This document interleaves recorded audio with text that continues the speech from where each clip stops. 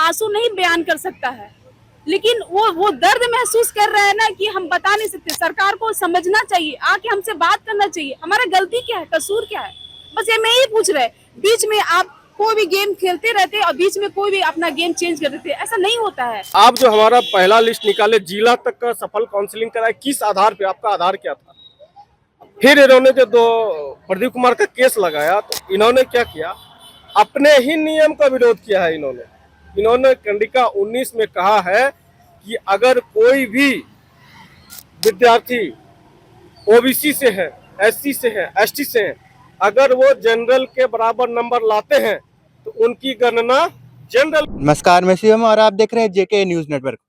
सहायक आचार्य जो कि जेपीएससी के द्वारा जिनका एग्जाम हुआ था, जो विद्यार्थी पास हुए थे उनको नियुक्ति पत्र दे दी गई थी। 1000 से ज्यादा नियुक्ति पत्र बांटा गया था सहायक आचार्य को मुख्यमंत्री हेमंत सोरेन के द्वारा।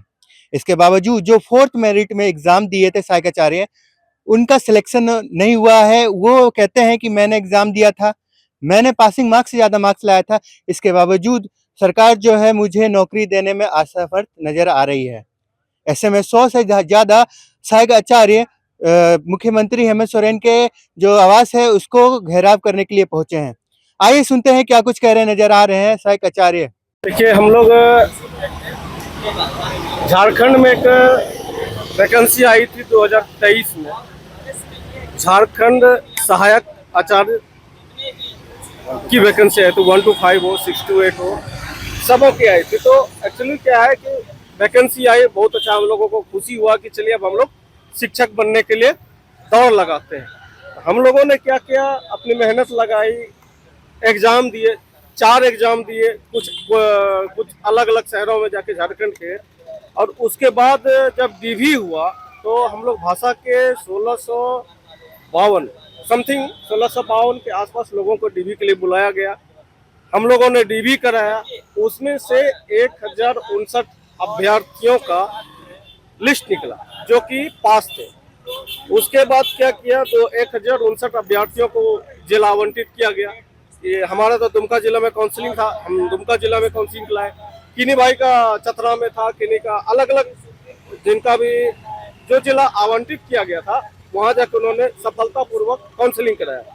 अब जब सब काउंसलिंग कराया गया, उसके बाद क्या होती है, हम लोगों को मालूम चलता है 36 घंटे के अंदर मैसेज आता है कि आपका रिजल्ट संशोधित होगा। रिजल्ट संशोधित हुआ तो संशोधित रिजल्ट में से भाषा के अभ्यर्थी में से 246 अभ्यर्थी को बाहर करा दिया गया, बाहर का रास्ता दिखा दिया गया। उसमें उसका कारण क्या बताया कि उन्होंने एक जजमेंट को लाया जो कि राजस्थान का लड़का है प्रदीप कुमार, और वो दिल्ली में आके ओबीसी आरक्षण का लाभ लेना चाहते थे, उनको वहां नहीं मिला। तो उन्हीं का केस का हवाला देते हुए हम लोगों को बाहर का रास्ता निकाल दिया गया। और अब हम लोग आए हैं यहाँ पर कि हम लोगों को न्याय मिले। मुख्यमंत्री आवास के पास हम लोग मिलने का भी कोशिश कर रहे हैं, कुछ हमारे साथी लोग गए हैं मिलने के लिए। उसके बाद उन्होंने क्या किया, मिलने के लिए गए हैं तो मिल के आएंगे थोड़ी देर में। अब हमारा मामला क्या है, हम लोग को सफल जो किया गया, जो हम लोग को जिला काउंसलिंग कराया, वो किस आधार पर किया गया? पहला सवाल यही है कि आप जो हमारा पहला लिस्ट निकाले, जिला तक का सफल काउंसलिंग कराए, किस आधार पे, आपका आधार क्या था? फिर इन्होंने जो दो प्रदीप कुमार का केस लगाया तो इन्होंने क्या किया, अपने ही नियम का विरोध किया है। इन्होंने कंडिका 19 में कहा है कि अगर कोई भी विद्यार्थी ओबीसी से है, एससी से है, एसटी से है, अगर वो जनरल के बराबर नंबर लाते हैं तो उनकी गणना जनरल में की जाएगी और उनकी भर्ती जनरल पदों के विरुद्ध की जाएगी। तो हमारा कहना है इन्होंने जो टेट में जिसका 60% नहीं है, वो उस अभ्यर्थियों को पहले रिजल्ट निकाला गया, बाद में इन्होंने क्या किया, उसको बाहर का रास्ता निकाल गया, सबको अपने कैटेगरी में लाया। तो मेरा कहने मतलब 2016 का टेट का ही आधार मानना था आपको। तो आप जो 4 पेपर लिए उसमें पहला पेपर क्या था, क्वालिफाइंग पेपर था। आपको क्या जरूरत थी क्वालिफाइंग पेपर लेने की? आप कहते हैं कि जो टेट में सफल है, टेट में जिस कैटेगरी में सफल है उसी के आधार पर हम आपको नियुक्ति देंगे। जो कि 2013 में नियुक्ति हुई थी, वो सिर्फ टेट के बेस पे ही हुई थी। उसमें परीक्षा का आयोजन सीधी नियुक्ति थी वो। मेरा कहने का मतलब है, देखिए वो तो प्रदीप कुमार का लगाए, एक मामला आता है IAS टीना डाबी का। वो क्या किया है, प्रीलिम्स में वो आरक्षण से पास हुई और उन्होंने उनका जब मेगा सूची में मेरा एग्जाम हुआ वो पास की, वो जनरल के बराबर नंबर लाई, जनरल से अधिक नंबर लाई। तो उनका केस में उनको कहा गया कि जो जनरल से ज्यादा नंबर लाता है या जनरल के बराबर नंबर लाता है उसका गिनती उसको जनरल में किया गया और इसी आधार पर उनकी नियुक्ति भी की गई। तो हमारा कहना है कि UPSC से बड़ा कानून ये हमारे ऊपर थोप रहे जबरदस्ती। ठीक है, नाम बता दीजिए। मेरा नाम अमरेश कुमार है और मैं जिला गोड्डा से हूँ। हमारा जो काउंसलिंग है वो दुमका जिले में हुआ था। कारण यही है कि अब सोचिए कि हम जैसे अभ्यर्थी के पास क्या है, ऐसा क्या सुविधा, हम लोग पैदल चल के आ रहे हैं, ठीक है, यहाँ पे ये सोच के कि ये उम्मीद लगा के आए हैं कि कम से कम सरकार ये बात को सुन ले, अगर अधिकारी से गलती हुआ तो ये चीज को मान ले और हमको जो हमारा रिजल्ट था, पूर्व प्रकाशित रिजल्ट था, वो दे दे। हमारा इसमें कोई कसूर नहीं है। आप पता कर लीजिए कि हमारा कसूर क्या है, इस अभ्यर्थी का कसूर क्या है, बस ये पता कर लीजिए। हम लोग एक जेटेड अहर्ता होता है, ये नियमावली में भी लिखा हुआ है। और सोचिए कि हम लोग 4-4 पेपर के एग्जाम दिए हैं, तब जाके मेरिट में आते हैं, मेधा सूची बनता है, हमारा रिजल्ट होता है, हम जनरल क्वालिफाई भी करते हैं, हमको घुमला जिला भी मिलता है, ठीक है, काउंसलिंग अच्छा से हो जाता है, सारा चीज, हाँ, नियुक्ति पत्र मिलने वाला है और छीन लिया जाता है। अब सोचिए कि क्या गुजर रहा होगा उस अभ्यर्थी पे।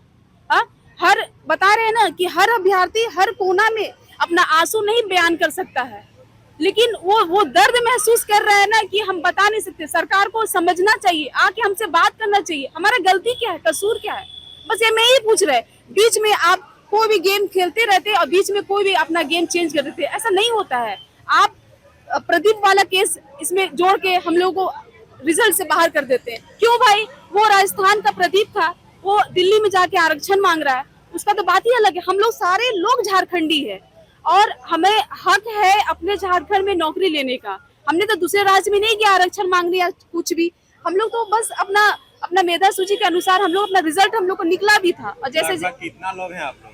हम लोग 16 से समथिंग कुछ है, हाँ 16 से 3, हाँ भाषा के जो जिले का हाँ, कराया गया हम भाषा के अभ्यर्थी हैं और सरकार से ये अनुरोध है, मेरा प्रार्थना है कि हम लोग को जल्द से जल्द हमारी मांगे जो है हमारा सुना जाए। हम लोग क्या बोल रहे, क्यों बोल रहे, हम लोग कोई इस तरह से कोई बेतुका बात नहीं कह रहे। हम लोग का कोई कसूर है तो बताए, कोई कसूर है तो आके बताइए हम लोग क्या गलती किए। हमने एग्जाम में अर्पणा है, मैं रामगढ़ जिला से आया हूँ।